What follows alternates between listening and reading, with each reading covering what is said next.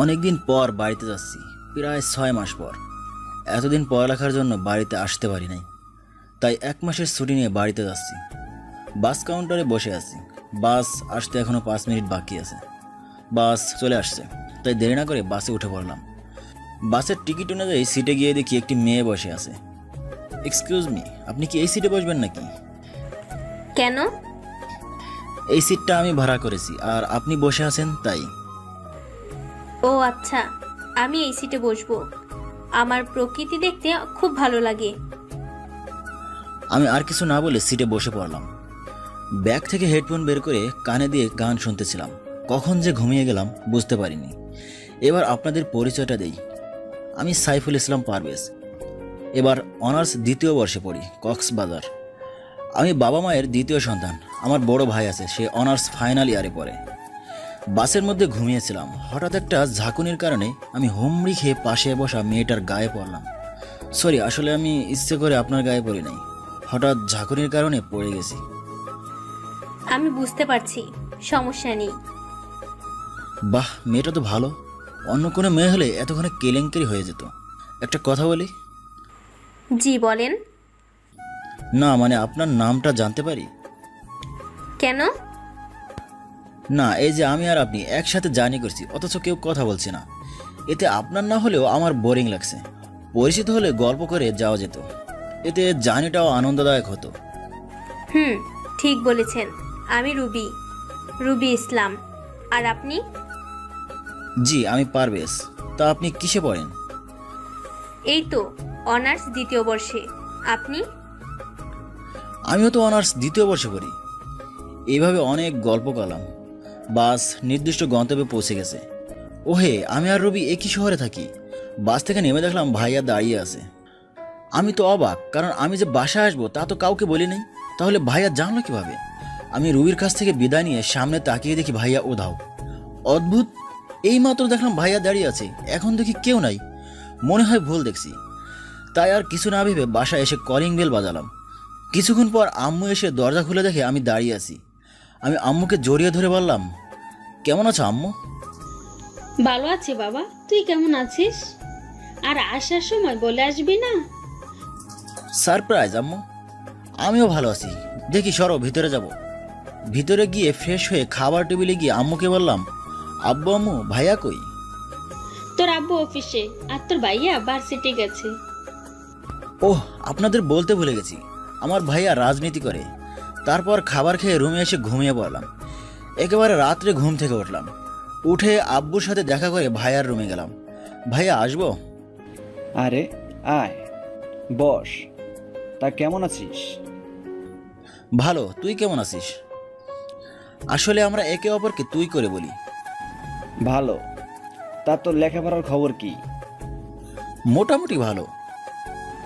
তুই একটু বস, আমি ওয়াশরুম থেকে আসছি। তারপর ভাইয়া চলে গেল। আমি বসে আছি, কিছুক্ষণ পর ভাইয়ার মোবাইলটা বেজে উঠলো। পরপর 4বার ফোন আসলো। ভাইয়ার আসতে দেরি দেখে আমি পিক করলাম। ওপাশ থেকে মেয়েলি কণ্ঠে বলল, এই তোমার ফোন পিক করতে এত দেরি হয় কেন? আর আজকে না আমার বাস স্টপ থেকে পিক করার কথা ছিল? দেখুন ভাইয়া ওয়াশরুমে গেছে, আর আপনি অনেকবার ফোন দিচ্ছেন, তাই আমি পিক করলাম। বলার সাথে সাথে ফোন কেটে দিল। কিছুক্ষণ পর ভাইয়া রুমে আসলো। মেয়েটা কে? কোন মেয়ে? যার সাথে লুতুপুতু করতেছো? কি সব আজে বাজে কথা বলছিস? বাজে কথা না, এ কথা বলে আমি ভাইয়ার মোবাইলটা তার হাতে দিলাম। যে নাম্বার থেকে কল আসলো সেটা মাই লাইফ নামে সেভ করা। ভাইয়া নাম্বার দেখে থতমত হয়ে বলল, একটা রং নাম্বার। ভাইয়া তুই আমাকে রং নাম্বার সম্পর্কে শেখাতে আসছিস? এই যা তো, এসব ফালতু পেঁচাল ভালো লাগছে না। ঠিক আছে, আমি আব্বুর কাছে যাচ্ছি। এই কথা বলে উঠে হাঁটা শুরু করলাম। তখনই ভাইয়া আমার হাত ধরে বলল, আরে কই যাস, বস। আব্বুকে বলার দরকার কি? তাহলে বল মেয়েটাকে, আর কতদিন হলো? বড় ভাইয়ের সম্পর্কে এসব জানতে তো লজ্জা করে না? দেখ ভাইয়া, আমাকে সব বল, তা না হলে তোকে এমন বাস দেবো না, জীবনেও আর ওনার সাথে যোগাযোগ করতে পারবি না। আচ্ছা বলছি তো, ওর নাম রুবি। আমাদের ভার্সিটির 2য় বর্ষে পড়ে। 6 মাসের রিলেশনশিপ। রবি নামটা শুনে একটু অবাক হলাম। বাসে আমার পাশে বসা সেই মেয়েটা না তো? যদি হয় তাহলে তো ভাবি হিসেবে পারফেক্ট। না তেমন কিছু না। আচ্ছা, কাল আমি তোর সাথে তোদের ভার্সিটিতে যাব। কেন? তোর গার্লফ্রেন্ডের সাথে পরিচয় করিয়ে দিবি। আর আমি দেখব তোর পছন্দ কেমন। তারপর ভাইয়ার রুম থেকে বেরিয়ে মা বাবার রুমে গিয়ে আসবো আব্বু। আয়, কিছু বলবি? ভিতরে গিয়ে আম্মুর পাশে বসে, আম্মু তুমি বাসার এত কাজ করো, তোমার কষ্ট হয় না? তা হয়, কিন্তু কেন? তোমার কষ্ট কমানোর জন্য একজন পার্টনার আনি। তুই কি বোঝাতে চাচ্ছিস? তুই কি কাজের বুয়ার কথা বলছিস? আমি বলে কি আর তোমরা বুঝো কি? তুই কি বোঝাতে চাচ্ছিস? আমি বোঝাতে চাচ্ছি এটাই যে এ বাড়িতে একটা ভাবির দরকার, মানে এ বাড়িতে একটা পুত্রবধূর দরকার। আমার কথা শুনে আব্বু আম্মু কিছুক্ষণ চুপ থেকে। ভালো কথা বললি তো। আমি সব সময় ভালো কথা বলি। তা তোর ভাইয়ের কোনো মেয়ে পছন্দ আছে নাকি? আছে, কাল যাব ভাইয়ের সাথে দেখা করতে, পরে তোমাদের বলবো। এ কথা বলে নিজের রুমে আসলাম আর ভাবতে লাগলাম যাকে দেখলাম বাসে আমার পাশে বসা মেয়েটা হয়। সবই মিলেছে, শুধু চেহারা মিললেই হয়। রাতের খাবার খেয়ে ঘুমিয়ে গেলাম। পরের দিন সকালে নাস্তা করে ভাইয়ার সাথে ভাইয়ার বাইকে করে ভার্সিটিতে যাচ্ছি। ক্যাম্পাসে ঢোকার পর সবাই আমাদের দিকে তাকিয়ে আছে, সেদিকে খেয়াল না করে ভাইয়াকে অনুসরণ করতেছি। কিছুক্ষণ হাঁটার পর ভাইয়া একটা মেয়েদের গ্রুপে গিয়ে বলল রবি। মেয়েটা তখন পিছন ফিরে তাকালো। আমি তো খুশি, কেননা এই সেই মেয়ে যার সাথে বাসে করে গল্প করতে করতে আসছি। আরে তুমি এখানে? আমারও একই কথা, তুমি এখানে? ওয়েট, তোমরা একে অপরকে চেনো নাকি? আরে ওর সাথে তো কাল কক্সবাজার থেকে আসছি। রবি, ও হচ্ছে আমার ছোট ভাই, আর পারভেজ ও হচ্ছে আমার গার্লফ্রেন্ড। ভাবি ভাইয়ার দিকে চোখ বড় বড় করে তাকিয়ে আছে, হয়তো ভাবছে নিজের গার্লফ্রেন্ডকে ছোট ভাইয়ের সাথে পরিচয় করিয়ে দিচ্ছে। তার মানে তুমি কাল রাতে ফোন দিয়ে ঝাড়ি দিচ্ছিলেন? তাই তো বলি, কাল ভাইয়াকে বাস স্টপে দেখি আবার পরক্ষণে উধাও হয়ে গেল। খেয়াল করে দেখলাম দুজনেই লজ্জায় মাথা নিচু করে আছে। তারপর আমরা তিনজন মিলে সারাদিন ঘুরলাম। রাতে আব্বু আম্মুর কাছে গিয়ে বললাম, আব্বু আম্মু আমি মেয়ে দেখে এসেছি, আমার কাছে অনেক ভালো লাগছে, ভাবি হিসেবে পারফেক্ট, আর তোমাদেরও ভালো লাগবে। মেয়ে 5 ওয়াক্ত নামাজ পড়ে, পর্দা করে, কোরআনও পড়ে। তাহলে ঠিক আছে, আমরা আগামীকাল 2 দিন পর মেয়ে দেখতে যাব সবাই। এই 2 দিন বন্ধুদের সাথে আড্ডা দিয়ে কাটিয়ে দিলাম। যেদিন মেয়ে দেখতে যাব তার আগের দিন রাত্রে ভাইয়া আমাকে ডাকলো তার রুমে। ভাইয়া আমাকে কেন ডেকেছিস? আমাকে একটু হেল্প করতে পারবি? কি সাহায্য ভাইয়া? রবিকে নাকি কাল ছেলেপক্ষ দেখতে আসবে, তুই একটু বাবা মাকে বল না রবির ব্যাপারে। আচ্ছা যাচ্ছি। তারপর ভাইয়ার রুম থেকে বের হয়ে ছাদে গিয়ে হাসতে হাসতে পেট ব্যথা করে ফেললাম। ও, এসব ব্যাপারে ভাইয়া এবং ভাবিকে বলি নাই, তাদের সারপ্রাইজ দেব বলে। তারপর ছাদ থেকে সিরিয়াস মোডে গিয়ে বললাম, ভাইয়া তোর জন্য দুঃখের খবর আছে। আমার কথা না শুনে ভাইয়ার মুখে আমাবস্যা নেমে আসছে। এটা দেখে আমার ভীষণ হাসি পেল, তবুও হাসিটা আটকে রেখে ভাইয়ার পাশে বসলাম। কি হয়েছে ভাইয়া? আমি গিয়া আব্বু আম্মুরে বলছি, তখন আব্বু বলছে কাল তোরে নিয়ে আব্বুর বন্ধুর মেয়ে দেখতে যাবে। এখন কি হবে? এদিকে রবি চিন্তা করতেছে, কাল তাকে দেখতে আসবে। ভাই কিছু একটা কর না প্লিজ। আমি কি করব? আব্বু বলছে মেয়ে পছন্দ হলে নাকি আংটি পরিয়ে আসবে। আমার কথা শুনে ভাইয়া মাথায় হাত দিয়ে বসে আছে। ভাইয়ার অবস্থা দেখে না হেসে পারলাম না, তাই রুম থেকে বের হয়ে হেসে গড়াগড়ি খেয়ে এই কি অবস্থা করে ফেললাম। তারপর ভাইয়ার রুমে গেলাম। ভাইয়া আমি একটা বুদ্ধি পাইছি। কি বুদ্ধি? ভুলে গেছি। দূর হয় এখান থেকে। আব্বুকে এখন আপাতত বলছি যাতে কাল মেয়ে পছন্দ হলে আংটি না পরায়, আর তুই ভাবিকে একটা কল দিয়ে বলিস চিন্তা না করতে। তুই কি করবি? যা বলছি তাই কর। আচ্ছা। তারপর আমি ভাইয়ার রুম থেকে নিজের রুমে চলে আসি। মোবাইলে গেমস খেলে সময় পার করে দেই। কিছুক্ষণ পর আম্মু রাতের খাবার খাওয়ার জন্য ডাক দিল, তাই খাবার খেয়ে রুমে এসে কিছুক্ষণ ফেসবুক ব্যবহার করে ঘুমিয়ে গেলাম। পরের দিন ঘুম থেকে উঠে ফ্রেশ হয়ে নাস্তা করলাম। তারপর বন্ধুদের সাথে আড্ডা দিয়ে 11টা বাজে বাসায় আসলাম। তারপর গোসল করে রেডি হয়ে নিচে আসলাম। তারপর ভাইয়ার হবু শ্বশুর বাড়ির উদ্দেশ্যে রওনা দিলাম। ভাইয়াকে দেখলাম মন খারাপ করে আছে। ভাইয়া আর কিছুক্ষণ, এরপর তুই নিজেই বিয়ে করার জন্য উতলা হয়ে যাবি। কি যা তা বলছিস? আমি বিয়ে করলে রুবিকেই বিয়ে করব। আহারে ভালোবাসা। দেখ হাসবি না, আমার কিন্তু রাগ হচ্ছে। এভাবে কথা বলতে বলতে চলে আসলাম। গাড়ি থেকে নেমে বাসার ভিতরে যাওয়ার জন্য হাঁটা দিলাম। ভাইয়া হুট করে দাঁড়িয়ে গেল। কিরে দাঁড়িয়ে গেলি কেন? এ বাসাটা কেমন চেনা চেনা লাগছে। আরে এটা তো রুবিদের বাসা। এই 2 দিন রুবি ভাবির কথা চিন্তা করতে করতে মাথা নষ্ট করে ফেললি নাকি? কার বাসাকে বলছিস রুবিদের বাসা? ভিতরে গিয়ে ভাইয়ার হবু শ্বশুর শাশুড়ির সাথে বিনিময় করলাম। ভাইয়া আস্ত একটা হারামি, রবি ভাবির সাথে প্রেম করে অথচ রবি ভাবির বাবা মাকে চেনে না। আমি তো ভেবেছিলাম এখানেই ধরা পড়ে যাব। কিছুক্ষণ পর রবি ভাবিকে নিয়ে আসা হলো, কিন্তু এ কি, দুজনেই দেখি নিচের দিকে তাকিয়ে আছে। আরে আরে হাদারাম, একবার সামনের দিকে তাকা। না হবে না, আমাকেই কিছু করতে হবে।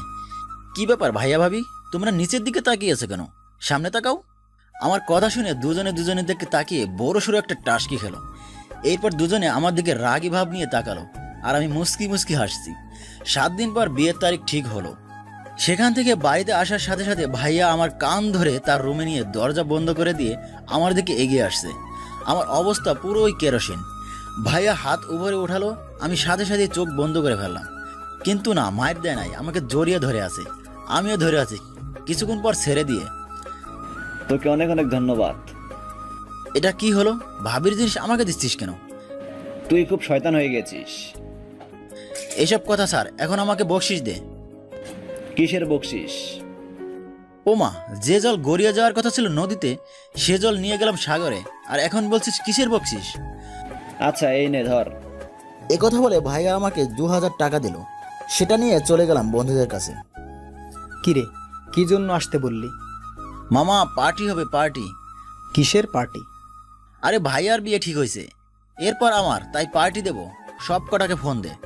এরপর সবাই মিলে মজা করলাম। এভাবে কেটে গেল 7 দিন। আজ ভাইয়ার বিয়ে, সারা বাড়ি আনন্দ, চারিদিকে সাজসজ্জা। বিয়েটাও হয়ে গেল। একদিন আমাদের সবাইকে ভাইয়ার শ্বশুর বাড়িতে যেতে বলল, তাই আমরা সবাই গেলাম দুপুরে খাওয়ার সময়। কি দেবরজি, মাংস নাও না কেন?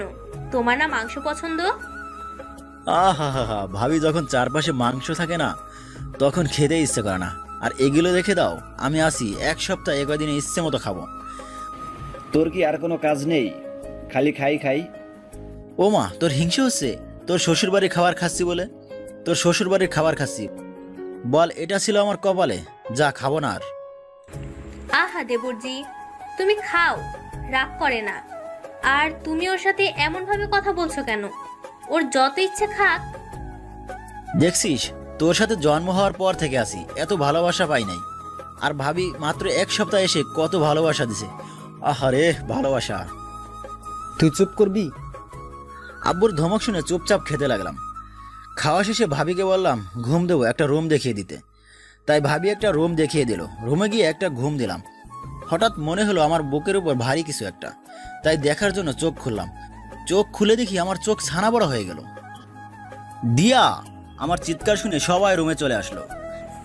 কি হয়েছে পারভেজ, তুমি এভাবে চিৎকার করে উঠলে কেন? কিরে, চুপ করে আছিস কেন? তেমন কিছু না। তারপর আর কিছু না বলে সবাই চলে গেল। দিয়া যাওয়ার আগে আমাকে চোখ মারলো, আর আমি বোকার মতো বসে আছি। ভাবির একটা বোন আছে জানতাম, কিন্তু দিয়া যে ভাবির বোন সেটা তো ভাবতে পারি নাই। আপনারা ভাবছেন দিয়ার সাথে আমার কি সম্পর্ক? তাহলে চলুন 8 মাস আগে। ভার্সিটিতে আজ নবীনবরণ অনুষ্ঠান। সব দায়িত্ব নিয়েছে বড় ভাইরা। আমি গান করতে পছন্দ করতাম, তাই বড় ভাইদের বলেছি আমি গান করব। যথারীতি আমার নাম বলা হলো। আমি আমার বন্ধু হৃদয়ের গিটার নিয়ে মঞ্চে উঠে সবাইকে সালাম দিয়ে গান শুরু করলাম। নিঃস্ব করেছো আমায়, কি নিঠুর ছলনায়, তুমি হীনা এ হৃদয়ে আমার, একাকী অসহায়। নিঃস্ব করেছো আমায়, কি নিঠুর ছলনায়, তুমি হীনা এ হৃদয়ে আমার, একাকী অসহায়।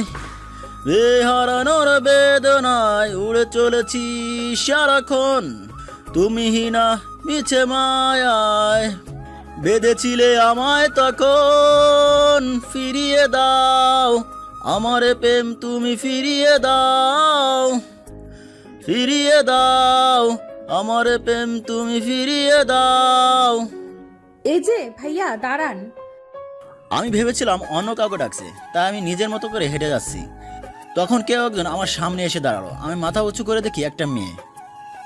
আপনাকে সেই কখন থেকে ডাকছি, আর আপনি চুপ করে চলে যাচ্ছেন।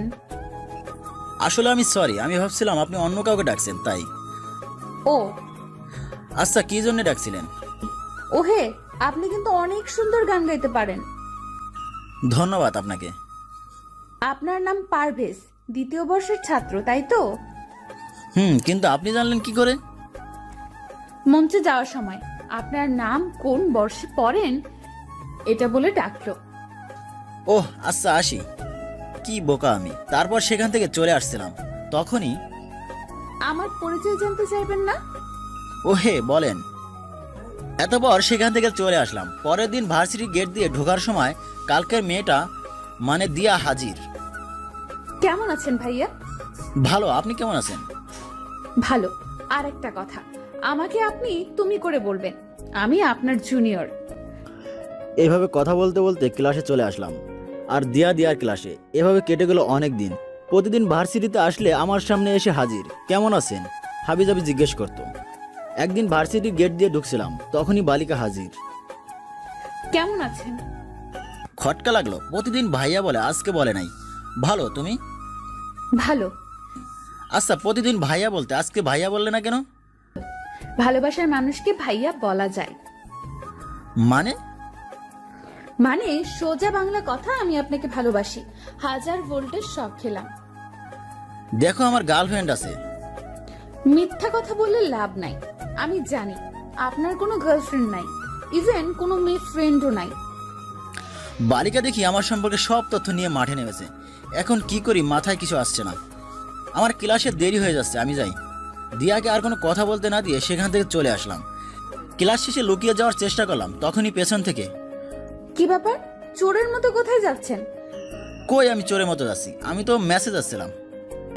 তাহলে যাওয়ার সময় এদিক সেদিক উকিঝুঁকি দিয়ে কি দেখছিলেন? দূর বলে সেখান থেকে চলে যাচ্ছিলাম। পেছন থেকে দিয়া জোরে জোরে বলছিল, আরে দাঁড়ান, আমার প্রশ্নের উত্তর দিয়ে যান। আমি সেখানে 1 মিনিটও না দাঁড়িয়ে মেসেজ চলে আসলাম। সেদিন রাত্রে মোবাইলটা বেজে উঠল, হাতে নিয়ে দেখি অচেনা নাম্বার। হ্যালো। কেমন আছেন? জি ভালো, আপনি কে বলছেন? আপনার জানু বলছি। জানু জানু জানু, সরি, রং নাম্বার। আমার কোনো জানু নেই, আপনি ভুল নাম্বার ফোন দিচ্ছেন। জি না, আমি ঠিক নাম্বারে ফোন দিয়েছি। আপনি আমাকে চেনেন? তাহলে বলেন তো আমি কে। বালিকা তোতা পাখির মতো আমার জন্ম থেকে শুরু করে সব বায়োডাটা বলে দিয়েছে।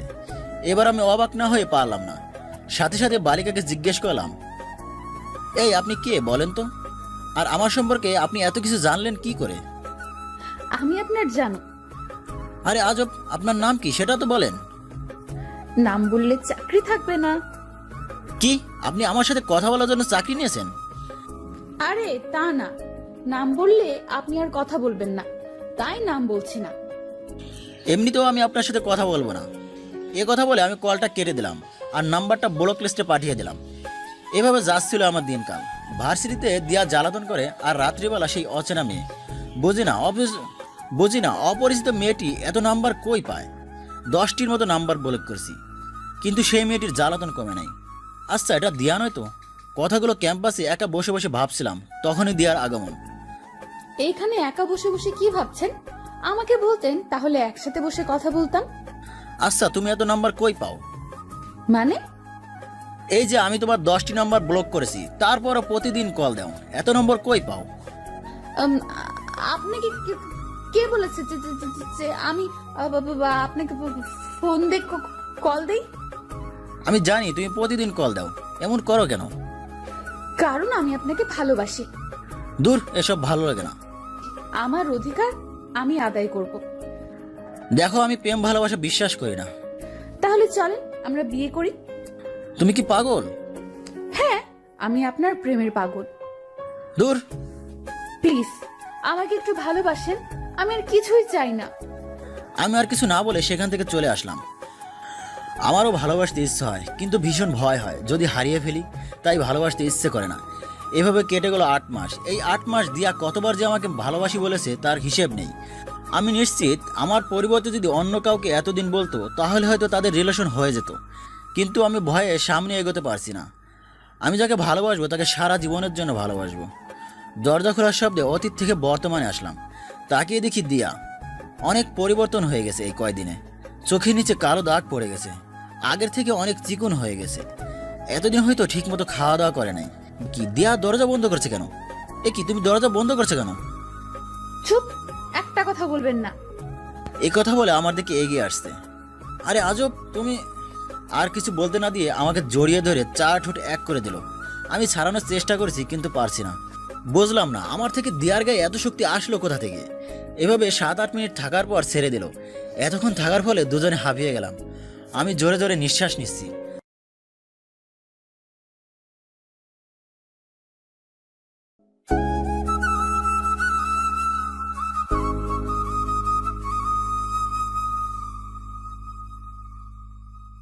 এই কথা বলে আমার দিকে এগিয়ে আসছে। আরে আজব, তুমি আর কিছু বলতে না দিয়ে আমাকে জড়িয়ে ধরে 4 ঠোঁট এক করে দিল। আমি ছাড়ানোর চেষ্টা করেছি কিন্তু পারছি না। বুঝলাম না আমার থেকে দিয়ার গায়ে এত শক্তি আসলো কোথা থেকে। এভাবে 7-8 মিনিট থাকার পর ছেড়ে দিল। এতক্ষণ থাকার ফলে দুজনে হাঁপিয়ে গেলাম। আমি জোরে জোরে নিঃশ্বাস নিচ্ছি। লাগে, এই কয়দিন আপনার ফোন বন্ধ কেন? জানেন আমি কত চিন্তায় ছিলাম। আসলে এই কয়দিন আমি ইচ্ছা করে ফোন বন্ধ করে বাসাটা ব্যবহার করছি। আচ্ছা, একটা কথা বুঝলাম না, তুমি যদি ভাবির বোন হও তাহলে বিয়ের দিন তোমাকে দেখলাম না কেন? আমি গতকালকে বাড়িতে আসি। এতদিন আমার পরীক্ষা ছিল, জানেন আপনার চিন্তায় আমার পরীক্ষাও খারাপ হয়েছে। আমাকে নিয়ে চিন্তা করতে তোমাকে কে বলছে? ভালোবাসি তো তাই। উফ দিয়া, তোমাকে কতবার বললাম তোমাকে আমি ভালোবাসতে পারবো না। কেন পারবেন না? ভয় হয়, ভীষণ ভয় হয় যদি হারিয়ে ফেলি। আমার ভয় হয় না, তারপরও আমি আপনাকে ভালোবাসি। প্লিজ আমাকে একটু ভালোবাসেন। তখনই দরজায় টোকা পড়লো। তখনই দরজায় টোকা পড়লো। আমি বিছানায় বসেছিলাম আর দিয়া গিয়ে দরজা খুলে দিল। রুমের ভিতর ভাবি আসলো, এসে দরজা বন্ধ করে দিল। ভাবির কর্ম দেখে আমি অবাক হলাম। ভাবি এসে আমার সামনে বসলো আর দিয়া আমার পাশে দাঁড়িয়ে আছে। আমি মাথা নিচু করে বসে আছি। আমি সব কিছু জানি। ভাবির এমন কথায় মাথা নিচু থেকে উপর করে ভাবির দিকে তাকালাম। দেখি ভাবি আমার দিকে তাকিয়ে আছে। দিয়ার দিকে তাকিয়ে দেখি মাথা নিচু করে আছে। তুমি কিসের কথা বলছো ভাবি? ভাবি একটা দীর্ঘশ্বাস ফেলে দিয়ার দিকে তাকিয়ে বললেন, আমার বোন তোমাকে ভালোবাসে আর তুমি তাকে বাসো না।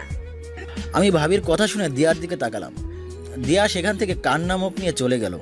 আমি ভাবির দিকে অবাক হয়ে তাকালাম। অবাক হচ্ছ তাই না? আমি মাথা নাড়িয়ে হ্যাঁ উত্তর দিলাম। দিয়া আমাকে সব বলেছে।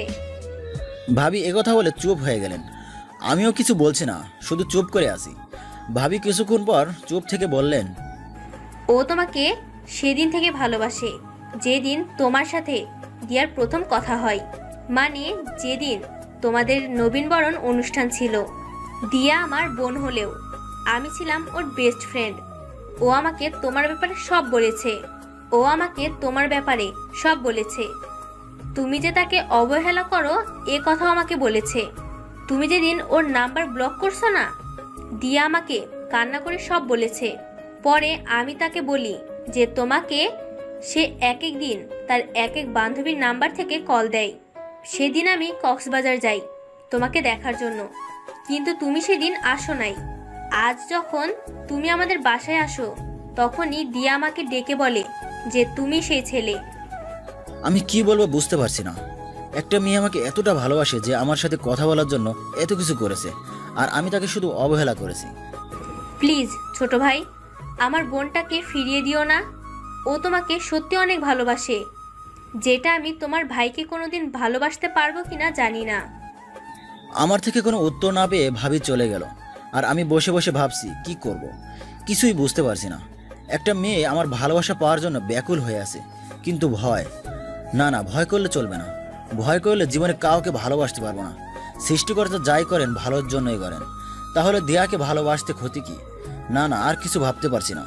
আর কিছু না ভেবে রুম থেকে বের হয়ে ভাবিকে খুঁজতে লাগলাম, কিন্তু কোথাও পাচ্ছি না। খুঁজতে খুঁজতে রান্নাঘরে গিয়ে পেলাম। এদিক সেদিক তাকিয়ে দেখি কেউ আছে কিনা। না, কেউ নেই। এখনই বলা যায়, ভাবি কি? আমি রাজি। কি রাজি? দিয়াকে আর ফিরিয়ে দেব না, তবে একটা শর্ত আছে। কি শর্ত? তুমি কিন্তু বাবা মাকে ম্যানেজ করবে। একটু মুচকি হেসে, সবাই রাজি, শুধু তুমি ছাড়া। এখন তুমিও রাজি? মানে সবাই রাজি? কেমনে কি? তুই যেমন আমাদের জন্য করেছিস, আমরাও তেমন তোদের জন্য করলাম। সত্যি? লাভ ইউ ভাইয়া ভাবি। এত খুশি হয়ে লাভ নেই, আগে তোমাদের পড়ালেখা শেষ হোক, তারপর বিয়ে। ভাবি দিয়া কই? মনে হয় ও রুমে আছে। আমি আর কিছু না বলে সব কটা রুম দেখতে লাগলাম, কিন্তু কোথাও দিয়াকে দেখতে পাচ্ছি না। তাই আবার ভাবির কাছে গেলাম। দিয়াকে তো কোথাও খুঁজে পাচ্ছি না ভাবি। মনে হয় ছাদে আছে। যখন ওর মন খারাপ থাকে তখনও ছাদে যায়। আমি আর কিছু না ভেবে ছাদের উদ্দেশ্যে দৌড় দিলাম। ছাদে উঠে দেখি দিয়া এক কোণে দাঁড়িয়ে আপন মনে আকাশ দেখছে।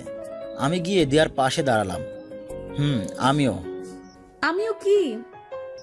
ভালোবাসি। দিয়া কিছু না বলে চুপ করে আছে। বুঝতে পারছি আমার উপর অভিমান করে আছে। কিভাবে অভিমান ভাঙাবো বুঝতে পারছি না। আমি দিয়ার কাছ থেকে একটু দূরে গিয়ে দুহাত দুদিকে প্রসারিত করে আই লাভ ইউ দিয়া, আই লাভ ইউ। তখনই অনুভব করলাম কে যেন আমাকে খামচি দিয়ে জড়িয়ে ধরলো। সে আর কেউ নয়, দিয়া। আমার বুকে মুখ লুকিয়ে কান্না করছে। করুক কান্না, এটা হয়তো ওর জীবনের সুখের কান্না। সিঙ্গেল ছিলাম, ভালোই ছিলাম, বিন্দাস জীবন ছিল। রিলেশন হওয়ার পর থেকেই দৌড়ের উপর ছিলাম। কখনো এটা করেন, কখনো ওটা করেন, এই দিকে তাকান, ওই দিকে তাকালেন কেন, ইত্যাদি। জীবনটা তেনা ভেনা করে ফেললো। কিছু বলতে পারি না, ধমক দিলে ভ্যা ভ্যা করে কাঁদবে, আর উপর মহলে বিচার দিবে। বুঝি না চোখের মধ্যে এত পানি আসে কোথা থেকে। উপর মহল বুঝলেন না তো, উপর মহল হচ্ছে আমার আম্মুকে। পরে আমাকে ফোন দিয়ে শুরু করে দেয় ভাষণ, তোর জন্য টাকা পাঠানো বন্ধ করে দেবো, আর কোনোদিন যদি তুই ছোট বৌমাকে ধমক দিস, ইত্যাদি। বিয়ে হয় নাই, এখনই ছোট বৌমা। পরিবারের অর্ধেক আদর নিয়ে গেল আমার থেকে। সপ্তাহে আমাকে 2-3 দিন কল করে, আর দিয়াকে সপ্তাহে 7 দিন কল করে। একদিন ক্যাম্পাসে এক মেয়ে বান্ধবীর সাথে কথা বলছিলাম, নাম লিমা। গতদিন ভার্সিটিতে আসে নাই, তাই গতদিনের নোট চাচ্ছে, সেটা নিয়ে কথা বলছিলাম। কথা শেষ না হতেই পেছন ফিরে দেখি দিয়া কোমরে হাত দিয়ে চোখ বড় বড় করে তাকিয়ে আছে। কি হলো, এভাবে তাকিয়ে আছো কেন? ওই মেয়েটা কে, আর ওর সাথে কিসের এত কথা বলছেন? কেন, শুনতে পাওনি? শুনতে পাইনি বলেই তো আপনাকে জিজ্ঞেস করলাম। আমার ফ্রেন্ড লিমা গতকাল আসে নাই, তাই নোট চাচ্ছে। কেন আপনার কাছে নোটস চাইবে? অন্য কারো কাছে যেতে পারে না? দেখো, তুমি কিন্তু বেশি বেশি করছো। কি বেশি বেশি করছি? সত্যি কথা বললেই বেশি বেশি হয়ে যায়। এই, তোমার সমস্যা কি? সবসময় এত বেশি বোঝো না, হ্যাঁ? এই, কান্না বন্ধ করো, ক্যাম্পাসে সবাই দেখছে। সবাই দেখো, আপনি আমাকে ধমক দিলেন কেন? আমি এক্ষুনি মাকে বলে দিব। ওই সাকাম, এ তো ডাইরেক্ট 100-এ চলে যাচ্ছে। কি করি? আচ্ছা লক্ষ্মীটি, এখন কান্না বন্ধ করো। দেখো সবাই দেখছে। আচ্ছা যাও, তোমাকে আর ধমক দেবো না, প্লিজ কান্না বন্ধ করো। সত্যি তো? সত্যি সত্যি, 3 সত্যি। তাহলে আমাকে জড়িয়ে ধরেন। এই, তুমি কি পাগল? ক্যাম্পাসে সবাই দেখছে তো। তো কি হয়েছে? আমার বর আমাকে জড়িয়ে ধরবে, তাতে সবাই দেখলে দেখুক। আমি পারবো না। আপনি জড়িয়ে ধরবেন নাকি মাকে ফোন করব? দেখো, তুমি কিন্তু আমাকে ব্ল্যাকমেইল করছো। দিলাম কিন্তু ফোন। উপায় অন্তর না দেখে জড়িয়ে ধরলাম। এভাবে যাচ্ছিল দিনকাল। অনার্স কমপ্লিট হয়ে গেছে। ভাবলাম কিছুদিন ঘোরাঘুরি করে কাটিয়ে দেবো, কিন্তু না, সবাই বলছে চাকরি করতে। সবার প্যান প্যানের কারণে 1 মাসের ভিতরে চাকরিতে জয়েন করতে হয়েছে। জানতাম না যে চাকরি সবকিছুর জন্য দায়ী হবে, তাহলে এত তাড়াতাড়ি চাকরি করতাম না। এতদিন প্যান পিয়ে নিয়েছে চাকরির জন্য, এবার শুরু হয়েছে বিয়ের জন্য। মা বলে আমি আমার ছোট বৌমাকে তাড়াতাড়ি বাড়িতে আনতে চাই। ভাবি বলে কতদিন আমি আমার বোনটার সাথে ভালো করে আড্ডা দিতে পারি না। আর দেয়া তো আছেই, যেখানে সেখানে বলে ভালো চাকরি করিস, এবার বিয়েটা কর। সবার জ্বালাতন সহ্য করতে না পেরে বলে দিলাম যে বিয়ে করব। পরের দিন সকালে ঘুম থেকে উঠে শুনি কাল আমার বিয়ে, এখন আমাকে মার্কেটে যেতে হবে। মায়ের এমন কথা শুনে অবাক হয়ে গেলাম। গতকাল বলছি বিয়ে করব, আর আজ বলে আগামীকাল বিয়ে। আর কি, পরের দিন ধুমধাম করে বিয়ে হয়ে গেল দিয়ার সাথে। রাত 12টায় অধিক বন্ধুদের সাথে আড্ডা দিয়ে বাসর ঘরের সামনে দাঁড়িয়ে পুরোনো দিনের কথাগুলো ভাবতেছি। ভাবনার সেদ ভাঙলো ভাবির কথায়। কি ভাই, এখানে দাঁড়িয়ে কি ভাবা হচ্ছে শুনি? কিছু না ভাবি। আচ্ছা ভাবি, তুমি কি ভাইয়াকে প্যারা দিতে? কেন, কি হয়েছে ভাই? তোমার বোন আমাকে বিয়ের আগে যে পরিমাণ প্যারা দিছে না, জানি আজ থেকে কি পরিমাণ বাড়িয়ে দেয়। জানতে হলে ভেতরে যাও। এই কথা বলে দিল এক ধাক্কা। আমি সোজা রুমের ভিতরে চলে গেলাম, আর ভাবি বাইরে থেকে দরজা বন্ধ করে দিল। খাটের উপরে দিয়া লম্বা ঘোমটা দিয়ে বসে আছে। দিয়ার কাছে যেতেই খাট থেকে নেমে আমাকে সালাম করলো। আমি যখন ওঠাতে যাব তখনই দিয়া দাঁড়িয়ে ঘোমটা খুলে চোখ বড় বড় করে পাঞ্জাবির কলার চেপে ধরলো। দিয়ার এমন রূপ দেখে আমি অবাক, আগে কখনো এমন দেখিনি। এতক্ষণ কোথায় ছিলেন? বন্ধুদের সাথে। সারাদিন তো বন্ধুদের সাথে ছিলেন, রাত্রেও থাকতে হবে। আমার দুহাত দিয়ে দিয়ার কোমর ধরে আমার আরও কাছে এনে, আমি তো আমার লক্ষ্মী বউটার কাছে অনেক আগেই আসতে চেয়েছিলাম, কিন্তু বন্ধুরা তো আসতে দিল না। থাক, আর আল্লাহ দেখাতে হবে না। এ কথা বলে খাটে গিয়ে বসে পড়লো। আমি গিয়ে পাশে বসে বললাম, চলেন, আজ আমরা সারা রাত গল্প করব। গল্প করব। তার আগে দুজন মিলে আল্লাহর শুকরিয়া আদায় করে নেই, কেমন? হুম। আচ্ছা যাও, ফ্রেশ হয়ে অজু করে আসো। আপনি করবেন না। আমার অজু আছে। তারপর দিয়া ওয়াশরুমে গেল ফ্রেশ হতে। আমি খাটের উপরে বসে আছি। দিয়া ফ্রেশ হয়ে আসলে দুজন মিলে নামাজ পড়ার পর দিয়া খাটে বসলো, আর আমি দিয়ার কোলে মাথা রেখে শুয়ে পড়লাম। দিয়া আমার মাথায় হাত বুলিয়ে দিচ্ছে। জানেন, আজ আমি খুব খুশি। জানি। তাহলে বলেন তো, আমি আজ কেন খুশি? তুমি তোমার ভালোবাসাকে নিজের করে পেয়েছো, তাই? কিন্তু কিছু অপূর্ণ রয়ে গেছে। আমার দ্বারা সেই অপূর্ণ পূর্ণ করা যাবে? আমাকে এখন কোলে নিয়ে ছাদে যাবেন, তারপর আমরা দুজন গল্প করব। কিন্তু তোমার আপু, ভাবি তো দরজা বাইরে থেকে লক করে দিয়েছে। আমার কথা শুনে দিয়া খাট থেকে নেমে দরজার কাছে গিয়ে দরজা টান দিতেই খুলে গেল। এই যা, এখন কি হবে? দিয়া চোখ বড় বড় তাকিয়ে আমার দিকে আসছে। আপনি তো বললেন আমার আপু বাইরে থেকে দরজা বন্ধ করে দিছে। আমি তো দেখছি দরজা খোলা। সত্যি বলছি, ভাই বাইরে থেকে দরজা বন্ধ করে দিয়েছিল। আবার মিথ্যা কথা বলেন। কি হলো, কথা বলছেন না কেন? কি বলবো? কিছু বলতে হবে না, আমাকে এখন কোলে করে ছাদে নিয়ে চলুন। আমি আর কিছু না বলে দিয়াকে কোলে করে ছাদে নিয়ে গেলাম। ছাদে গিয়ে দেখি ভাইয়া ভাবি দাঁড়িয়ে গল্প করছে, তাই দ্রুত দিয়াকে কোল থেকে নামিয়ে দিলাম। আমাদের দেখে ভাইয়া ভাবি হাসা শুরু করছে। আমি আর দিয়া লজ্জায় মাথা নিচু করে আসি। কি রে দিয়া, তুই আমার ভাইটারে দৌড়ের উপরে রাখিস কেন? দৌড়ের উপর রাখছি মানে? ভাবি চুপ করো তো। ওই, আপনি চুপ করেন। আপু, তুমি বলো ভার্সিটিতে কি? আল্লাহ, এখন ভাবি তো সব বলে দিবে, তাহলে আমার কি হবে? কিছুই মাথায় আসছে না। তুই নাকি ভার্সিটিতে পারভেজকে দৌড়ের উপরে রাখতি। মিথ্যা কথা ভাবি, মিথ্যা কথা বলো না। মিথ্যা বলা মহাপাপ। মিথ্যা কথা না সত্য কথা তা ভালো করে বুঝে গেছি। এ কথা বলে রাগ দেখিয়ে দিয়া নিচে চলে গেল। ভাবি, এখন এ কথা বলার কি দরকার ছিল? ভাবি বলল, যাও ভাই, তুমি দৌড়ের উপর থাকো। এ কথা বলে ভাইয়া ভাবি দুজনে হাসা শুরু করলো। আমার জান যায় যায় অবস্থা। দিয়ার রাগ সহজে ভাঙানো যায় না। আমি দ্রুত রুমে চলে আসলাম। এসে দেখি দিয়া খাটের উপরে বসে আছে। আমি রুমের দরজা বন্ধ করে খাটের কাছে যেতেই, একদম খাটে ওঠার চেষ্টা করবেন না। কেন খাটে উঠবো না? কেন মানে? আমি আপনাকে দৌড়ের উপর রাখি, তাই না? সত্যি বলছি, আমি এ কথা বলি নাই। তাহলে কি বলছেন? আমি শুধু বলছি তুমি আমাকে প্যারা দাও। কি? আমি আপনাকে প্যারা দেই? এ কথা বলে একটা বালিশ ছুঁড়ে মারলো আমার দিকে। যান, নিচে গিয়ে ঘুমান। নিচে ঘুমালে তোমার কষ্ট হবে না? না, হবে না। কেন, তুমি না আমাকে ভালোবাসো? এখন বাসি না। এটা কেমন বিচার? এটা ভালো বিচার। আমাকে ক্ষমা করা যায় না? না, আর একটা কথাও বলবেন না। চুপচাপ নিচে ঘুমান। একথা বলে দিয়া শুয়ে পড়লো, আর আমি নিচে শুয়ে আছি। তো কি হয়েছে? ঘুম তো আসছে না, তাই জেগে আছি। কিছুক্ষণ পর দিয়ার দিকে তাকিয়ে দেখি ঘুমিয়ে গেছে। বাহ, আমার বউটাকে তো বেশ ঘুমের মধ্যে অনেক সুন্দর লাগে।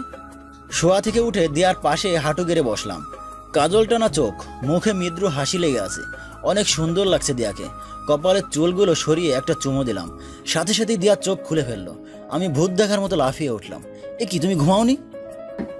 এক দৃষ্টিতে কারো দিকে তাকিয়ে কপালে চুমু খেলে ঘুম আসে। ও, তার মানে তুমি জেগেছিলে? আচ্ছা, আমি সরি এখনকার জন্য। এ কথা বলে নিচে শুয়ে পড়লাম। কি নিষ্ঠুর বউ, একবারও বলো না নিচে ঘুমানো লাগবে না, উপরে আসেন। হইছে, আর নিচে ঘুমাতে হবে না, উপরে আসুন। বাহ বাহ, আমার মনের কথা সত্যি হলো দেখি। সত্যি উপরে আসবো? দিয়া আমার বুকের উপর ঘুমাবে? কেন? আমার না অনেক শখ, আমার বউ প্রতি রাতে আমার বুকের উপর ঘুমাবে। ও মা, তাই নাকি? আর কি কি শখ আছে? এখন ঘুমাও, পরে বলবো। তারপর দিয়ার মাথায় হাত বুলিয়ে দিলাম। দিয়া ঘুমিয়ে গেছে, আমিও ঘুমিয়ে গেলাম। এভাবে যাচ্ছিল দিনকাল। এরই মাঝে যে কোম্পানিতে কাজ করি সেখান থেকে একটা ফ্ল্যাট ও প্রমোশন দেওয়া হলো দক্ষ কাজের জন্য। ফ্ল্যাটের বিষয় বাড়িতে বললে আম্মু বলল আমি আর দিয়া যেন সেই ফ্ল্যাটেই থাকি। তখন বললাম, কেন, তুমি না বলতে এই বাড়িতে তোমার ছোট বৌমাকে দেখতে চাও? ফ্ল্যাটে গেলে কিভাবে দেখবা? আম্মু তখন ধমক দিয়ে বলল, আমি যেটা বললাম সেটা করো। এখন দিয়া আর আমি আলাদা থাকি, কিন্তু প্রতি সপ্তাহে একদিন আব্বু আম্মুর সাথে থাকি। আজ সন্ধ্যায় অফিস থেকে আসার সময় একটা সবুজ রঙের শাড়ি কিনলাম। বাসায় গিয়ে কলিং বেল দেওয়ার সাথে সাথে দিয়া দরজা খুলে দিল। মনে হলো দরজার ওপাশে অপেক্ষা করছিল। বাসার ভিতরে যাওয়ার আগে দিয়ার কপালে একটা চুমু দিলাম। এটা দিয়ারই কথা, বাইরে গেলে অথবা আসলে তার কপালে চুমু দিতে হবে। কিনে আনা শাড়ির ব্যাগটা দিয়ার দিকে বাড়িয়ে বললাম, এইটা পরে আসো তো। এটা কি? খুলে দেখো। ওয়াও, সবুজ শাড়ি। আসার সময় পছন্দ হয়েছে, তাই তোমার জন্য নিয়ে আসলাম। এখন পরে আসো তো। পরতে পারি, তবে একটা শর্ত আছে। দুহাত দিয়ে দেয়ার কোমর ধরে আরো কাছে এনে, কি শর্ত শুনি? শাড়ি পরার পর আমাকে নিয়ে ঘুরতে যেতে হবে। আপনার শর্ত মঞ্জুর করা হলো। আচ্ছা, আমি ফ্রেশ হয়ে আসি, আর তুমি শাড়ি পরে রেডি হয়ে নাও। আচ্ছা। তারপর আমি ওয়াশরুমে গেলাম ফ্রেশ হতে। ফ্রেশ হয়ে এসে দেখি দিয়া শাড়ি হাতে খাটি বসে আছে। কি ব্যাপার, তুমি রেডি না হয়ে শাড়ি হাতে নিয়ে বসে আছে যে? দিয়া শাড়িটা আমার দিকে বাড়িয়ে বলল, আপনি পরিয়ে দেন। আমি তো শাড়ি পরাতে পারি না। সমস্যা নেই, আমি যেভাবে বলবো সেভাবে করবেন, তাহলে হয়ে যাবে। আচ্ছা। কথা বলে দিয়ার হাত থেকে শাড়িটা নিয়ে দিয়ার কথা মতো পরিয়ে দিচ্ছি। শাড়ির কুচি দেওয়ার সময় দিয়ার নাভির দিকে চোখ গেল। নাভির পাশে একটা তিল ছিল, অনেক সুন্দর লাগছে। এক দৃষ্টিতে তাকিয়ে আছি।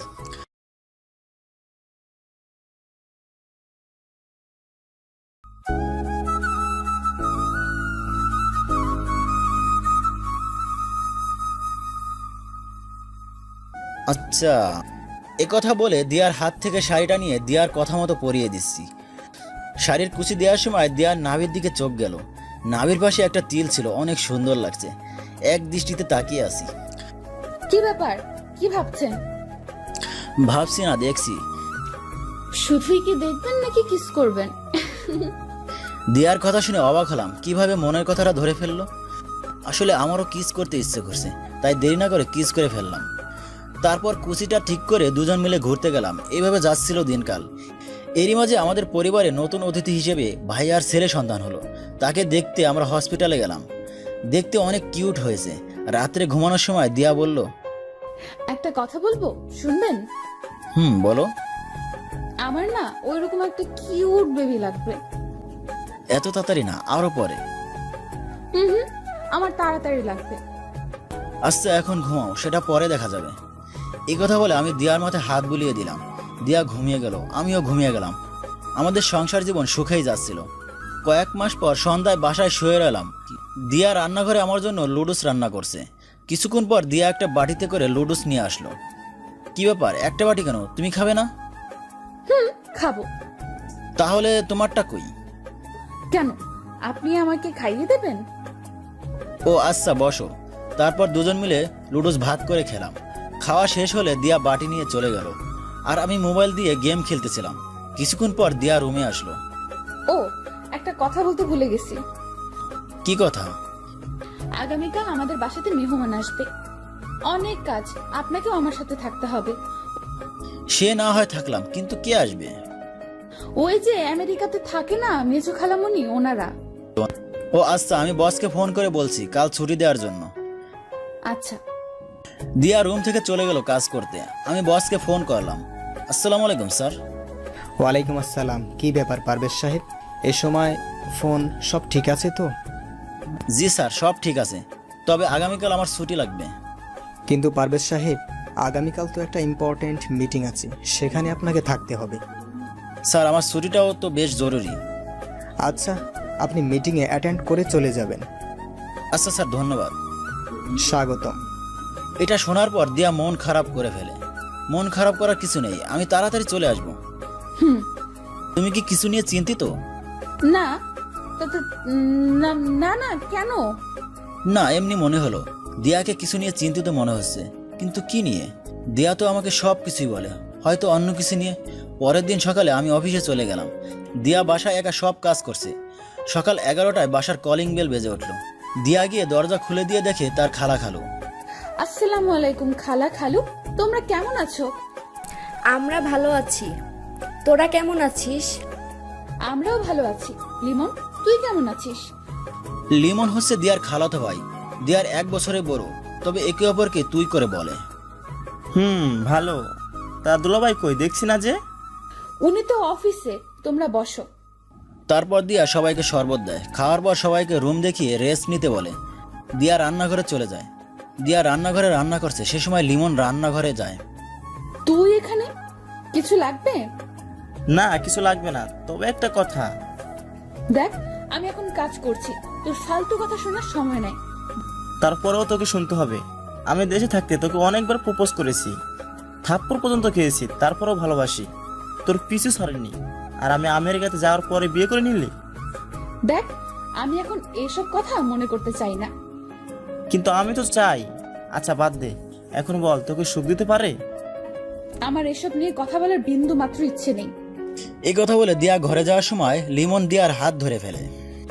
লিমন, হাত ছাড়। আগে আমার প্রশ্নের উত্তর দে। আমি তোকে হাত ছাড়তে বলছি। না ছাড়বো না। এরপর দিয়া ঘুরে একটা চর মারলো লিমনের গালে। তুই যা এখান থেকে। কেন রে দিয়া, কি হয়েছে? দেখো না খালামণি, লিমন সেই আগের মতো আমার সাথে ঝগড়া করছে। বলছি আমি এখন কাজ করছি, কিন্তু মানছে না। কি রে লিমন, ও তোকে বলছে না এখন কাজ করছে, তাহলে ঝগড়া করছিস কেন? তুমি তো জানো ওর সাথে ঝগড়া না করলে আমার ভালো লাগে না, তাই করি। তাই বলে কাজের সময়? এখন যা তুই ড্রয়িং রুমে গিয়ে টিভি দেখ। তা কি রান্না করছিস দিয়া? এই তো দেখো, লিমন রান্নাঘর থেকে ড্রয়িং রুমে গিয়ে টিভি দেখছে আর রাগে ফুঁসছে। দুপুর 12টার সময় মিটিং শেষ করে বাসায় আসলাম। সবার সাথে কুশল বিনিময় করে ফ্রেশ হতে গেলাম। দুপুরে খাবার সময় সবাই একসাথে বসলাম। তা লিমন, তুমি এখন কি করছো? এই তো আব্বুর ব্যবসা দেখাশোনা করছি। ভালো। তা দেশে আসছো না, আবার চলে যাবা? না, আসে আর যাবো না, এখানেই থাকবো চিন্তা করলাম। গুড। এই দিয়া খালুকে মাংস দাও। লিমন, তুমি কিছু নিচ্ছ না যে? না, আমার আর কিছু লাগবে না। আজকে খুব কষ্ট হয়েছে তাই না? না, খালামণি সাহায্য করছে, তাই তেমন কষ্ট হয়নি। তারপর দিয়া নিজেকে ছাড়িয়ে বাকি কাজগুলো করতে চলে গেল। আমিও দিয়ার সাহায্য করতে দিয়ার পেছন পেছন গেলাম। এখন দিয়াকে চিন্তিত মনে হয়, উদাসীন হয়ে থাকে, জিজ্ঞেস করলেও কিছু বলে না। এভাবে যাচ্ছিল দিনকাল। এখন আর দিয়াকে উদাস হয়ে বসে থাকতে দেখি না। আজ সন্ধ্যায় অফিস থেকে বাসায় এসে দেখলাম দিয়াকে অনেক খুশি খুশি লাগছে। কি ব্যাপার, তোমাকে আজ এত খুশি খুশি লাগছে কেন? একটা সারপ্রাইজ আছে। কি সারপ্রাইজ, জানতে পারি? হুম, কেন, আমার জন্য না সারপ্রাইজ? তাহলে আমি জানতে পারবো না কেন? জানতে পারবেন, তার আগে আমার জন্য বিরিয়ানি নিয়ে আসেন। সেটা অফিস থেকে আসার আগে ফোন করলেও পারতে। তখন ফোন করলে কি আর এখন আপনাকে রেস্টুরেন্টে পাঠাতে পারতাম? ওহো, আমি পারবো না। আবার বলেন তো। আর বলতে পারলাম না, কারণ দিয়া ঘুরে তার দু ঠোঁট দিয়ে আমার ঠোঁট দুটো শুয়ে দিল। এইভাবে অনেকক্ষণ থাকার পর দিয়া ছেড়ে দিল। এবার বলেন পারবেন না। পারবো, যদি আরেকটা দাও। এখন হবে না, আগে আমার জন্য বিরিয়ানি নিয়ে আসেন। আচ্ছা। এতবার বাসা থেকে বের হয়ে রেস্টুরেন্টের উদ্দেশ্যে রাস্তা দিয়ে হেঁটে যাচ্ছিলাম। রেস্টুরেন্ট এখান থেকে বেশি দূরে নয়, হেঁটে গেলে 10-12 মিনিট লাগে। আরে দুলাভাই, কোথায় যাচ্ছেন? কে যেন পেছন থেকে কথাটা বলল, তাই পেছন ফিরে দেখি লিমন। আরে লিমন, তুমি? তা কোথায় যাচ্ছেন? এদিকে রেস্টুরেন্টে। আর তুমি সেই যে আমার বাসা থেকে আসলে, আর তো আসলে না। কাজে ব্যস্ত, তাই যেতে পারছি না। ও আচ্ছা। আর এদিকে একটা কাজ আছে, তাই যাচ্ছি। আচ্ছা ভাইয়া, আপনার মোবাইলটা একটু দিবেন? আমার একজন ফ্রেন্ডকে ফোন করব, আমার মোবাইলে ব্যালেন্স নাই তাই। আমি তো মোবাইল বাসাতে রেখে আসছি। ও আচ্ছা, তাহলে আমি যাই, ভালো থাকবেন। আর কাজ শেষ হলে আমাদের বাসাতে আইসো। আচ্ছা। তারপর যে যার গন্তব্যে হাঁটা শুরু করলাম। বাসায় দিয়ে আমার মোবাইলে আমাদের যত ছবি আছে তা এক এক করে দেখছিল। তখনই একটা মেসেজ আসে। দিয়া মেসেজটি ওপেন করে পড়ার পর দিয়ার মাথায় যেন আকাশ ভেঙে পড়লো। কারণ মেসেজটি ছিল, জানো তুমি কবে দিয়াকে ডিভোর্স দিবা? আমার আর একা থাকতে ভালো লাগছে না, তুমি যত দ্রুত পারো দিয়াকে ডিভোর্স দিয়ে দাও। মেসেজটি পড়ার পর দিয়ার চোখ দিয়ে অঝোর ধারায় বৃষ্টি নামছে। আবার দিয়া মনে মনে ভাবছে হয়তো কেউ মজা নেওয়ার জন্য এমন করছে। তাই সে নাম্বারটা উঠিয়ে কল করলো। কল করার সাথে সাথে রিসিভ করে উপাস থেকে মেয়েলি কণ্ঠে। কি ব্যাপার জানো, এই সময় ফোন দিলাম? তুমি তো বলছিলা বাসায় থাকলে কল না দিয়ে মেসেজ দিতে। ও বুঝি তুমি এখনো বাসায় যাও নাই, তাই না? দিয়া আর কিছু শুনতে পারছিল না, তাই ফোন কেটে দেয়। দিয়া কথাগুলো মনে মনে ভাবছে আর কাঁদছে। কাঁদতে কাঁদতে ফ্লোরে বসে পড়ে। রেস্টুরেন্ট থেকে 4 প্যাকেট বিরিয়ানি নিয়ে বাসায় ফেলাম। বাসায় এসে দেখি পুরো বাসা অন্ধকার। বাসায় আলো জ্বালিয়ে টেবিলে বিরিয়ানি প্যাকেট রেখে রুমে গিয়ে দেখি দিয়া নেই। খাটের উপরে আমার মোবাইল, তার নিচে একটা সাদা কাগজ। সাদা কাগজ বললে ভুল হবে, একটা চিঠি। চিঠিটা হাতে নিয়ে পড়তে শুরু করলাম। ভেবেছিলাম আপনাকে একটা সারপ্রাইজ দেবো, কিন্তু আপনি আমাকে এত বড় সারপ্রাইজ দেবেন আমি কল্পনাও করতে পারি নাই। কী দোষ করেছি আমি? আপনাকে ভালোবেসে বিশ্বাস করেছি, এটাই আমার দোষ। আমার জন্য পাগলিটা কিভাবে না সারপ্রাইজ দিল, একদম ইমোশনাল করে ফেললো। মোবাইলটা পকেটে ঢুকিয়ে দেয়া দেয়া, কিন্তু কোনো সারা শব্দ নেই। পাগলিটা গেল কই? এত সুন্দর একটা সারপ্রাইজ দিল আর পাগলিটা কোঠায় চুপটি করে বসে আছে। তাই সব কটা রুম ঘুরে দেখি, না কোথাও নেই, বাথরুমেও নেই। কোথায় গেল? দিয়ার তো ছাদে যাওয়ার অভ্যাস, তাই দ্রুত ছাদে গেলাম, কিন্তু না, দেয়া তো ছাদেও নেই। গেল কই? হঠাৎই ফোনটা বেজে উঠলো। পকেট থেকে বের করে দেখি ভাবি। বাহ, ভালো সময় কল করেছে। ফোনটা ধরে, হ্যালো ভাবি। ছি পারভেজ, ছি, তুমি এত খারাপ, এত নীচ। তোমাকে আমি কত ভালো ভাবছিলাম, আর তুমি একটা লম্পট। কি করে পারলে তুমি আমার বোনের সাথে এমন করতে, যে কিনা তোমাকে এত ভালোবেসেছিল? আর তুমি, ছি। মানে আমি তো কিছুই বুঝতেছি না। আর এদিকে দিয়াকে কোথাও খুঁজে পাচ্ছি না। আর তুমি কি বলছো এসব? না বুঝার ভান করে লাভ নেই, আমরা সবাই জেনে গেছি। আর দিয়াকে খুঁজে লাভ নেই, ও আব্বুর বাসায় চলে গেছে। যার কিনা অন্য মেয়ের সাথে সম্পর্ক আছে, তার সাথে আমার বোন কি করে থাকবে? তুমি কি বলছো এসব? অন্য মেয়ের সাথে সম্পর্ক মানে? আর অবুঝ সেজে লাভ নেই। হ্যালো ভাবি, হ্যালো। এ বাবা, এনার আবার কি হলো? এনার আবার কি হলো? কি সব উল্টা পাল্টা বলে ফোন কেটে দিল। আর কি বললো? আমার অন্য মেয়ের সাথে সম্পর্ক আছে? এটা কেমন কথা? দিয়া ওদের বাসাতে? কি হচ্ছে এসব? আমি তো কিছুই বুঝতে পারছি না। দিয়াকে একটা ফোন দিয়ে দেখি রিং হচ্ছে, ফোন ধরছে না কেন? দিয়াকে বারবার ফোন দিচ্ছি কিন্তু রিসিভ হচ্ছে না। এদিকে আমার শরীরে ঘামের বন্যা বয়ে যাচ্ছে। এক অজানা ভয়ে কি হচ্ছে আমি তো কিছুই বুঝতে পারছি না। এদিকে দিয়াও ফোন ধরছে না। আরও কয়েকবার দেওয়ার পর দিয়া ফোন ধরলো। হ্যালো হ্যালো দিয়া, কি হয়েছে? আমার ফোন ধরছো না কেন? আর এখন তুমি কোথায়? আমি দিয়া না, দিয়ার মা বলছি। আসসালামু আলাইকুম মা। দিয়া, কি হয়েছে? হঠাৎ করে না জানিয়ে চলে গেল কেন? কি হয়েছে জানো না? কেন এমন করলে তুমি আমার মেয়ের সাথে? আরে আমি কি করলাম দিয়ার সাথে? আমি তো ওকে ভীষণ ভালোবাসি। আমারও কান্না আসতেছে। কি হয়েছে? আমি যার কারণে দিয়া আমাকে ছেড়ে চলে গেল, আমাকে তো একটা বারো বলতে পারতো। আমি কি এমন দোষ করেছি? কি করনি তুমি? আমার মেয়ের জীবন কেন নষ্ট করলে? আমার মেয়েকে তোমাকে কম ভালোবাসতো, যার কারণে তুমি অন্য মেয়ের সাথে রিলেশন করছো। মানে অন্য মেয়ের সাথে রিলেশন মানে? হ্যালো হ্যালো, উফ, কি হচ্ছে এসব? কথা বলার আগেই ফোন কেটে দিল। আর কি বলবো, অন্য মেয়ের সাথে রিলেশন, এসবের মানে কি? আমাকে জানতে হবে কি করেছি আমি। তাই বাসা থেকে বের হলাম, দিয়াদের বাসার উদ্দেশ্যে রওনা দিলাম।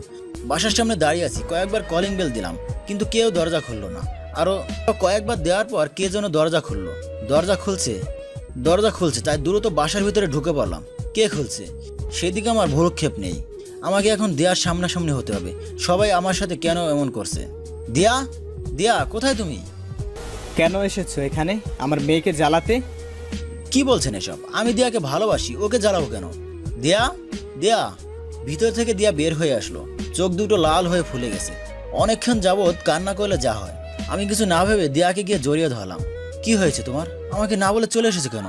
আর সবাই কি বলছে এসব? দিয়া নিজেকে ছাড়িয়ে আমাকে ধাক্কা দিল। আমি 4-5 হাত পিছে চলে গেলাম। দিয়ার এমন কাণ্ড দেখে চোখ বড় বড় হয়ে গেল। যে মেয়েটাকে জড়িয়ে ধরলে বলতো চুমু দেন, আজ সে আমাকে ধাক্কা দিয়ে সরিয়ে দিল। এখানে আসছেন কেন? যান এখান থেকে। কোথায় যাব? কেন? যাকে মন প্রাণ দিয়ে ভালোবাসেন তার কাছে যান। আমি তো শুধু তোমাকে ভালোবাসি। এ কথা আর কয়জনকে বলছে? মানে কি বলছো তুমি? কি বলছি বুঝেন নাই? এ কথা বলে দিয়ে আমার রুম থেকে মোবাইলটা নিয়ে মেসেজ অপশনে গিয়ে সেই মেসেজটা দেখালো। এতক্ষণ পর বুঝলাম সবাই কেন এমন করছে। এই মেসেজটাই যে এটার কারণ হবে বুঝতে পারি নাই। আমি আর কিছু না বলে দিয়ার হাত ধরে রুমে নিয়ে গেলাম। রুমে নিয়ে গিয়ে দিয়াকে খাটের উপর বসিয়ে রুমের দরজা বন্ধ করে দিলাম। পাগলিটা এখনও কেঁদেই যাচ্ছে। আমি পাশে গিয়ে বসে হাত দিয়ে চোখের পানি মুছে দিচ্ছি। দিয়া এক ঝটকায় আমার হাত সরিয়ে নিল। বাবা, এত রাগ! আমাকে বিশ্বাস করো না? না, করি না। যাকে ভালোবাসো তাকে বিশ্বাস করো না? দিয়া এবার কিছুই বলছে না, চুপ করে আছে। বুঝতে পারলাম দিয়া আমাকে বিশ্বাস করে, আবার করে না। দিয়া এক গোলক ধাঁধায় পড়ে গেল, যেখান থেকে আমাকে ওঠাতে হবে। এই মেসেজটাই সব কিছুর মূল। দিয়া কিছু বলছে না, চুপ করে আছে। যে নাম্বার থেকে মেসেজ আসছে সেই নাম্বারটা উঠিয়ে কল দিলাম। রিং হওয়ার কিছুক্ষণ পর রিসিভ হলো। হ্যালো লিমা, কি করিস? এই তো ভাইয়া, অফিসের কিছু ফাইল আছে, সেগুলো চেক করছি। তুমি? আর বলিস না, তোর ভাবি আমার সাথে রাগ করে বাপের বাড়ি চলে আসছে। এখন রাগ ভাঙাতে হবে, তার পাশে বসে আছি। কেন, কি হয়েছে ভাইয়া? ওই যে তোর সেই মেসেজ, আর কথা বললি না তারপর থেকে। কি বলো, এত কিছু হয়ে গেছে? ভাবিকে মোবাইলটা দাও তো। হ্যালো, ঠিক আছে, ক্ষমা করে দিলাম, স্বাগতম। তারপর লিমা কল কেটে দিল, আর দিয়া আমার দিকে রাগি লুক নিয়ে তাকালো। আমি হো হো করে হেসে উঠলাম। দিয়া কিছু না বলে আমার বুকে কিল ঘুষি মারছে। আমি তাকে জড়িয়ে ধরে কপালে একটা চুমু দিলাম। আমাকে যখন এতই ভালোবাসো তাহলে অবিশ্বাস করলে কেন? আমি তো অবিশ্বাস করিনি। যখন মেসেজটা পড়েছিলাম তখন মনে হয়েছিল কেউ মজা করছে। পরে যখন কল দিলাম আর লিমা না টিমা ওই কথাগুলো বলল, বিশ্বাস না করলে পারলাম না। আসলে আমিও দুঃখিত এমন করার জন্য। লিমাকে যখন আমাদের লাইফ স্টোরি বলছি তখন সে বলল এমন করে তোমাকে বাজিয়ে দেখবে। আমিও সরি আপনাকে অবিশ্বাস করার জন্য। শুধু কি সরি বললে হবে? তুমি তো সবাইকে বলছো, সবাই এখন আমাকে অবিশ্বাস করছে, তার সমাধান কি হবে? যখন আমি বলেছি তাহলে সমাধান আমিই করব। তারপর দিয়া সবাইকে বোঝালো, সবাই ব্যাপারটা বুঝতে পারলো। আব্বু আম্মু তোমাকে ধমক দিয়ে বললো এমন ফাজলামে যেন আর না করি। অফিসে বসে কাজ করছিলাম, তখনই ভাবি ফোন দিল। হ্যাঁ ভাবি বলো। ভাই, তুমি জলদি সিটি হসপিটালে চলে আসো, আমরা দিয়াকে নিয়ে আসছি। আমি আর দেরি না করে সিটি হসপিটালের উদ্দেশ্যে রওনা দিলাম। হসপিটালে গিয়ে দেখি সবাই বাইরে বসে আছে। আমি কাছে গিয়ে ভাতিজা নাইমকে কোলে নিলাম। আমার অনেক চিন্তা হচ্ছে। চিন্তা করিস না, সব ঠিক হয়ে যাবে। কিছুক্ষণ পর ডাক্তার ওটি থেকে হাসি মুখে বের হয়ে আসলো। আমি দ্রুত ডাক্তারের কাছে গেলাম। ডাক্তার, আমার স্ত্রীর কি অবস্থা? কনগ্রাচুলেশন, আপনার পুত্র সন্তান হয়েছে। মা এবং সন্তান উভয়ই ভালো আছে। Thanks doctor, thanks. আমরা কি এখন দেখা করতে পারবো? নিশ্চয়ই। সবাই ভিতরে গেল। কেউ বলছে দাদার মতো হয়েছে, কেউ বলছে নানার মতো। আমি দরজায় হেলান দিয়ে দাঁড়িয়ে তাদের কাণ্ড দেখছি। ভাবি ভাইয়া কই? তোমার ভাইয়া মিষ্টি আনতে গেছে। ছেলেকে পেয়ে কি ছেলের মাকে ভুলে গেছেন? কি করে আমি আমার পৃথিবীকে ভুলে যাব? বলে দিয়ার কপালে একটা চুমু দিলাম। আমাদের ছোট্ট সংসারে নতুন একজন যুক্ত হলো।